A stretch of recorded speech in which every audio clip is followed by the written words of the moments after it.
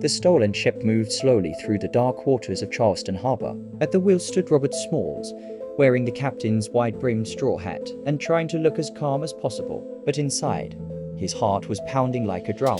He knew that the real test, the true gateway to freedom or death, lay just ahead. The heavily armed Confederate forts guarding the harbor. The first checkpoint, Castle Pinckney, approached quickly. Armed soldiers stood along the walls, their silhouettes dark against the Poseidon sky, watching every vessel that passed. If they realized the ship's white captain and officers weren't on board, and that an enslaved man was at the helm, the ship would be destroyed in an instant. Smalls forced himself to remain steady.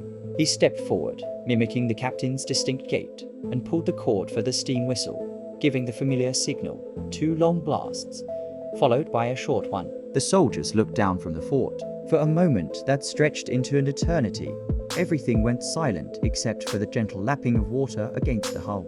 Smalls held his breath. Then, something incredible happened. The soldiers on the rampart returned the signal. They believed him. The CSS Planter was waved through and continued its journey forward, one obstacle down.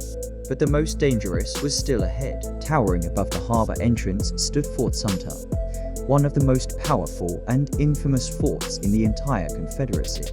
Its walls bristled with heavy cannons, each one capable of blowing the planter to pieces. Guards meticulously watched every ship that passed beneath them. If Smalls made even the smallest mistake here, it would all be over in a flash of cannon fire. As the ship approached the imposing fortress, the entire crew, hidden below deck along with their families, held their breath. Smalls stepped forward again, folding his arms across his chest, trying to perfectly imitate the captain's confident posture. He reached for the cord and gave the precise whistle signal. Seconds felt like hours. The soldiers on the fort stared down at the ship. One guard leaned forward, peering intently as if trying to get a closer look through the dim morning light.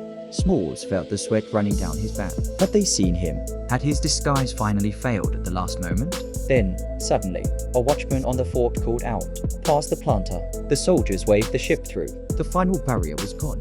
The harbor defenses were behind them. Freedom was now only miles away, out in the open sea. But as the sun began to rise, a new danger appeared on the horizon. Union warships parted the blockade, and their sailors, seeing a Confederate vessel heading straight for them, were already preparing their cannons. Will they be mistaken for the enemy and fired upon? Comment part 4 below to get the final incredible part of this true story, and subscribe for more amazing tales from history.